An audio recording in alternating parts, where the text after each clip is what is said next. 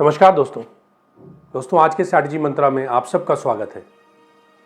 दोस्तों, शक्ति बाण लगने के बाद लक्ष्मण जी मूर्छित हो गए थे। जब ये पता लगा कि अब उनके प्राण संकट में हैं और संजीवनी बूटी ही अब उनके प्राण को बचा सकती है, हनुमान जी ने बेड़ा उठाया कि वो संजीवनी बूटी को समय रहते लेके आएंगे। और वो, क्योंकि उनको एक आशीर्वाद प्राप्त था, वो आकाश मार्ग से हिमालय की तरफ चल पड़े संजीवनी बूटी को लाने।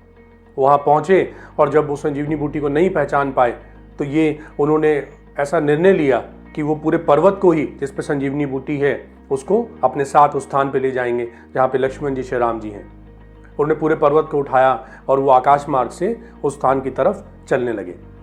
जैसे ही वो अयोध्या के ऊपर पहुँचे, अयोध्या के अंदर कुछ पहरेदारों की नज़र उन पर पड़ी। उन्होंने देखा एक वानर जैसा दिखने वाला इतने विशालकाय पर्वत को अपने हाथ पे उठाए आकाश मार्ग से जा रहा है।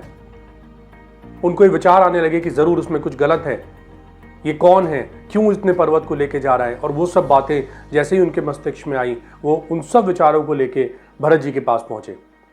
उनको भी उन्होंने अपने वही संशय उनको बताया और उनको बोला कि जरूर उनको लगता है कुछ गलत है, कृपा कर आप जल्दी आए और उस वानर को रोकें। भरत जी वहां पे पहुंचे, उन्होंने भी देखा और उन्होंने अपना धनुष निकाला, बाण चढ़ाया, प्रहार कर दिया हनुमान जी पे। वो बाण उनको लगा और हनुमान जी धरती की तरफ मूर्छित होकर गिरने लगे। जैसे ही वो धरती पे गिरे, उनके मुख से श्री राम का नाम निकला। उन्होंने श्री राम को याद किया। भरत जी ने भी वो सुना और वो दौड़कर उनके पास पहुंचे, उनको उठाकर अपनी गोद में रखा और देखा। वो आश्चर्यचकित से, ये कौन है? उनसे जरूर कोई गलती हो गई है, ये तो श्री राम का नाम लिए जा रहे हैं। उन्होंने प्रयास किया कि वो जल्द से जल्द मूर्छा से बाहर आए। जैसे ही वो उस मूर्छित अवस्था से बाहर आए तो उन्होंने उनको प्रणाम किया, उनसे पूछा कि आप बताएं आप कौन हैं, अपना परिचय मुझे दें, क्या नाम है आपका, क्यों आप श्री राम को बार बार पुकार रहे हैं, आप क्या जानते हैं उनको?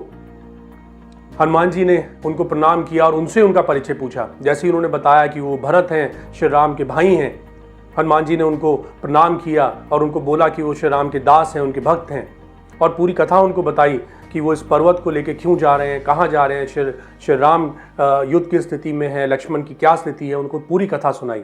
भरत जी को बहुत ही उस चीज़ के लिए बुरा लगा, उनको एहसास हुआ। उन्होंने उनसे बार बार क्षमा मांगी, उनको कहा कि कृपा कर वो उनको एक मौका दें, वो उनकी सेवा करना चाहते हैं, वो वैद्य को बुलाते हैं, उनका इलाज कराते हैं, वो कुछ क्षण विश्राम करें, महल में चले उनके साथ। उसके बाद जब उनको लगे कि वो ठीक हैं, फिर वो अपने सफ़र की तरफ आगे बढ़े। हनुमान जी ने उसको दोबारा आग्रह किया, उनका उसके लिए उन्होंने धन्यवाद दिया, लेकिन उन्होंने उनको कहा कि लक्ष्मण जी के प्राण संकट में हैं और कुछ भी हो, उनको समय से पहले इस बूटी को, इस पर्वत को लेके वहाँ पे पहुँचना ही होगा।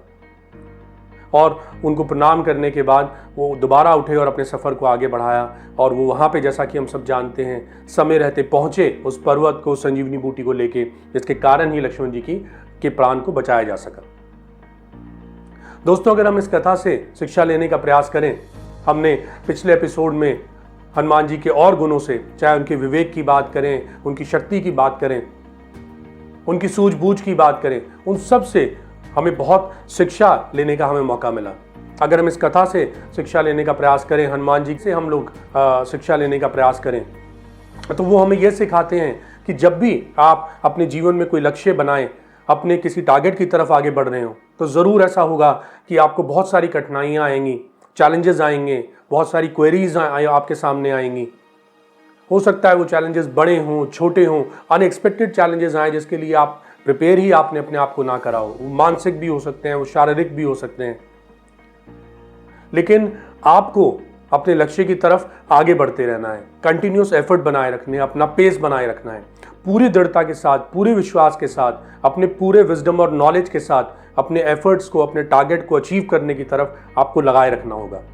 अगर आप ये करेंगे तो आप देखेंगे धीरे धीरे वो सारे चैलेंजेस दूर होते चले जाएंगे, वो सारी कठिनाइयाँ, वो सारी प्रॉब्लम आपकी दृढ़ता के सामने, आपके एफर्ट्स के सामने, आपके विश्वास के सामने छोटी होती चली जाएंगी। और आप अपने जो भी आपका लक्ष्य हो, कितनी भी कठिनाइयाँ होने के बावजूद आप उसको सक्सेसफुल तरीके से अचीव कर लेंगे। तो दोस्तों, इसी शिक्षा के साथ आज के स्ट्रैटेजी मंत्रा में बस इतना ही। जल्द आपसे दोबारा मुलाकात होगी। तब तक आप सब लोग अपना बहुत ध्यान रखें, हर कार्य में सफल हों। आप सबका दिन शुभ हो। धन्यवाद।